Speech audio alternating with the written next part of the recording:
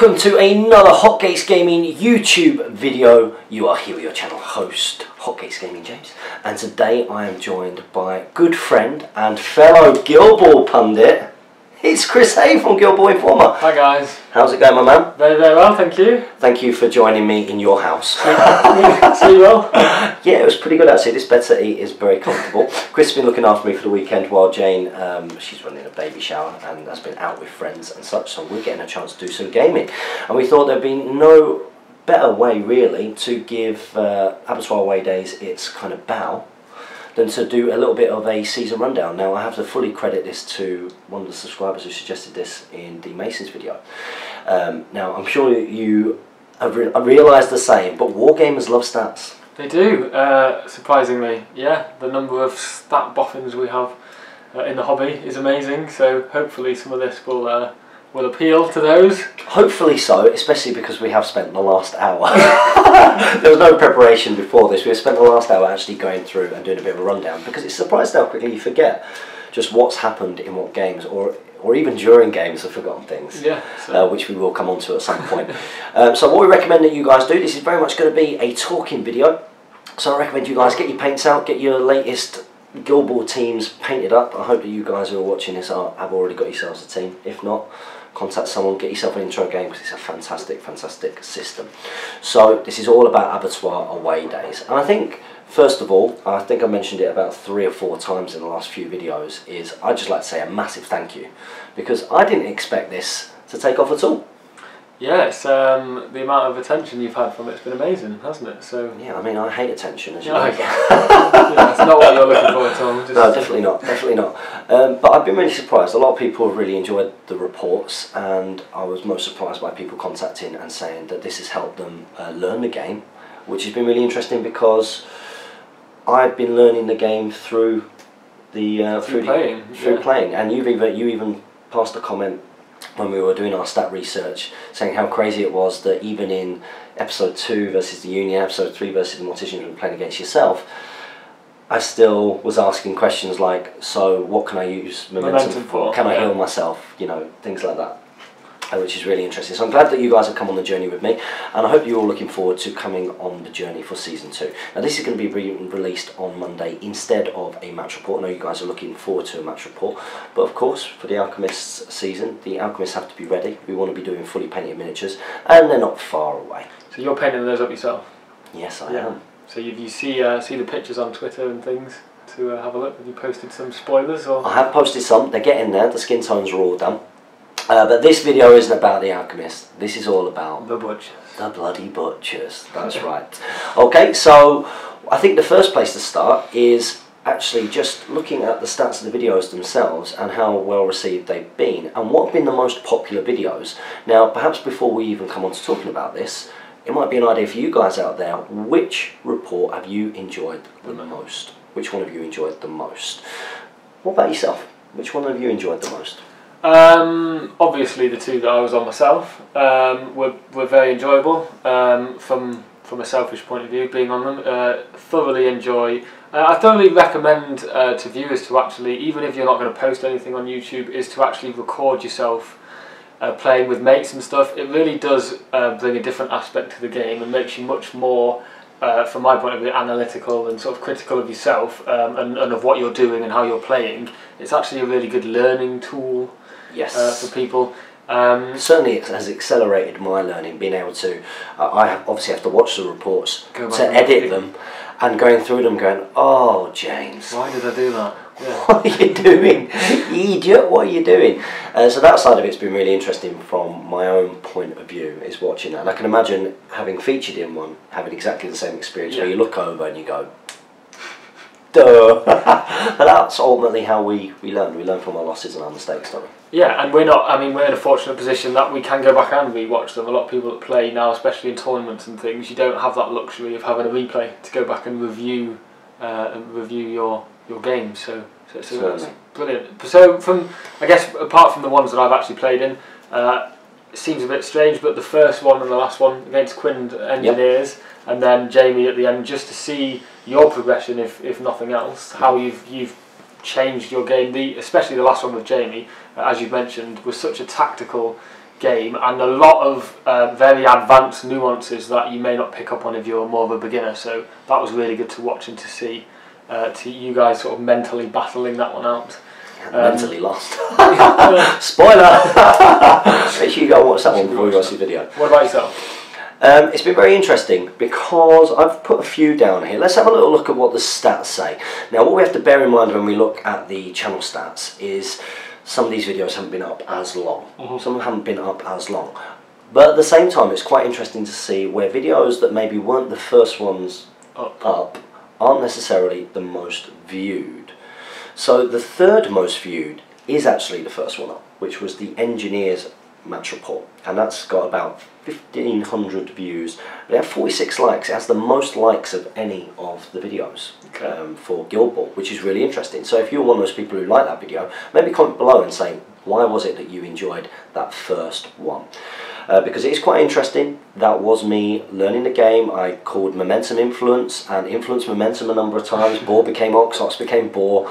There were a lot of verbal mistakes during it, but it has been quite a popular video in that sense, and quite interesting that rings true with do you think that maybe just because it was the first one, it could be people sort of showing their that they like that style of match report and stuff? It could be the fact that people are thumbing up the series. You know, people are finding out about the series later on down the line. They're going to the first match report, let's say, and going, do you know what, I want to see more of this. So that it could be a little bit of that. But let us know in the comments below. This is very much a feedback-based show.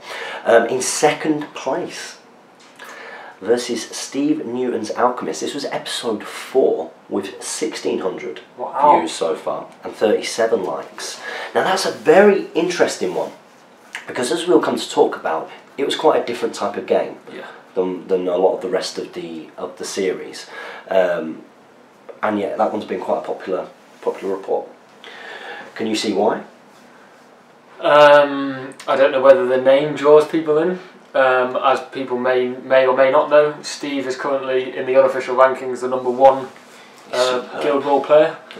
So perhaps that draws people in, maybe looking at how to potentially beat him, or maybe as we might discuss in the next one, maybe because Alchemists are seen as more of a difficult team to master or to get used to playing, maybe people search out these videos more and have a look at how to play the Alchemist. Very interesting. Really very interesting, because that could be a big part of the views of these videos. Isn't just that they're necessarily there to entertain people who like to play Guild Ball, but some people might want to learn from them, and especially if it is a team that you don't maybe see as much or are a little bit more advanced. Or if you're struggling to beat them. Or if there's not a lot of content on YouTube for them. Yeah. You know, if there isn't a way of going and seeing the Alchemist, maybe people want to see them, and maybe that's why that is quite a viewed report. Yeah, because I think from I don't know all of the videos that are on, but I would imagine that there's quite a lot of Butcher's Fish videos on as the initial, when people start, like us, doing YouTube videos, that's kind of the thing that you'll start with. So yeah, maybe the Alchemists are one that people are missing on. Now interestingly, and not to blow up your ego, the #1 viewed Guild Ball match report on Hotcakes Gaming in Abattoir Away Days, it's versus the Morticians, versus your lovely self, which is really interesting. Now that's got 1,900 views at the moment and 38 likes. That was episode 3 as well, so still quite early on. Remember, some of those games versus the mirror match versus the Butchers, the Masons report, all of these, they might catch up later on in the line, and that'll be quite interesting to see, maybe in a year's time, see where it kind of balances out. But for that one to have 1,900 views already, why do you think that might be? I think it must be the people that are on it, really. No, yeah, in all seriousness, similar to, I guess, the Alchemists, Morticians people tend to struggle with initially anyway, and they're a bit of a mystery to some people, so maybe that's one draw. Beyond that, it's hard to tell just from stats in terms of the actual content of the game, as we'll move on to. There was quite a few mistakes and things, so... we certainly will, and it's quite interesting that it was one you did mention that you really enjoyed the game versus the engineers, and that is, you know, one of the more popular videos, that first one that we did, but also the ones that included yourself. And morticians have come up now. Now, for my own favourite reports, we want you guys to get involved in a conversation, so make sure that you comment below. I want to get lots of feedback from the Guild Ball community about the types of reports that you're enjoying as we look to progress the various series onwards and upwards. Now, I too really enjoyed the Morticians report, and there were various reasons for it. The time before I played the Morticians, I'd only ever played them once, was at a tournament that was run by your partner in crime, your PIC, Mr. Finnegan, and my partner in crime, Jamie Giblin. And I played against Henry Kay, who you will have seen in the Fisherman Battle Report, played against his Morticians. And it was my first experience of them, and it was very humbling. You know, absolutely smashed me. I loved it. It was a great game. Really good to watch them. So it was quite nice coming into that game and having a little bit of more of a handle in my mind what they would be doing. And there are other things I really enjoyed about that. Surprisingly, that is the only Guild Ball match report in Abattoir Away Days that was filmed in my studio. You know, and my studio is my cellar. Where we've got the light coming down and we've got the pitch and we've got the dedicated playing space. All of the others have been, you know, trying to get games in at the gaming centre, or I had to even play the one versus Jamie Giblin on my dining room table because the cellar is being redone. Or in Henry's house. So maybe that's had an impact as well, the setting or the setup of the actual video in itself. So yeah. Could be because of the way that the lighting is. Of course, you've got beautiful miniatures in there as well, because your Morticians do look nice. There have been questions in comments about how you've achieved that look and the like, so it might be worth you going and having a little look and answering those. But yeah, I really enjoyed that, for the fact that I'm quite comfortable knowing how to get the shots with that light in that environment. And of course, it was a fun, very much a learning based game as well. So I really enjoyed that report. I can see why that one might be popular. But I also really enjoyed the report versus Henry's Fish. And probably that's more from a gaming point of view rather than a filming point of view.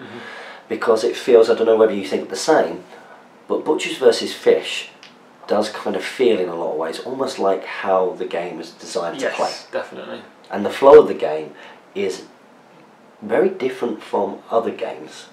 Very different. Ultimately, in some ways, a terrible matchup for the Fish, or can be. Or can be. But it did have that feeling of this is the way that the game is supposed to be played. Would you agree with that? I do, yeah. I definitely think with those two in particular, because they're both ends of the spectrum, really. I think, yeah, and being both Matt and Rich's teams themselves, that they put a lot of effort in initially for those two teams, and the other teams have kind of spawned off those to be sort of some of the same aspects but different. So those two, I think the rules especially work very well. There's not too many sort of complicated interactions in terms of, well, what happens here, what happens now, what happens if that happens. It's all very sort of, you know, one way for whichever way you play in them. So yeah, it's good, and there's a nice flow. It's not like just two teams like Butchers and Brewers, or Butchers and Butchers hitting each other, and there's a lot of stop-start. Or the goal-scoring teams where you're just getting that sort of, I score, you score, I score, you score, I score, you score.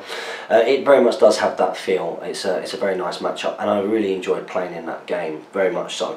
But again, agreeing with you, the other one that I massively enjoyed, and I think it also highlights my own progression of learning the game, was very much the report versus Mr. Giblin. The last one. And the Masons, because off camera, in a similar way that when you and I have had games, we've been talking, and you know, you're having a lot of that. There was a lot of that with Jamie, because it was a very tactical game. Very tactical game. There were lots of things that you knew that you could do, but if you did, this would happen, and you had this to think about, this to think about. And I also enjoyed the fact that, of course, it was an opportunity for me to work with my partner from the GBHL podcast, doing some filming, which we don't always get an opportunity to do. And as a result, it felt quite slick to film. It was quite easy to get the shots and the commentary between the two. You know, Jamie doesn't need to be led, and vice versa. So it seemed to work out really well. So that's my opinion, and that's your opinion. And also we've got the stats opinion, but we want your opinion. So you guys know what to do, what they need to do. They need to write on a postcard and send it in the post. No, to the back. Put it in the comments. Let us know what you think. Get involved. Fantastic.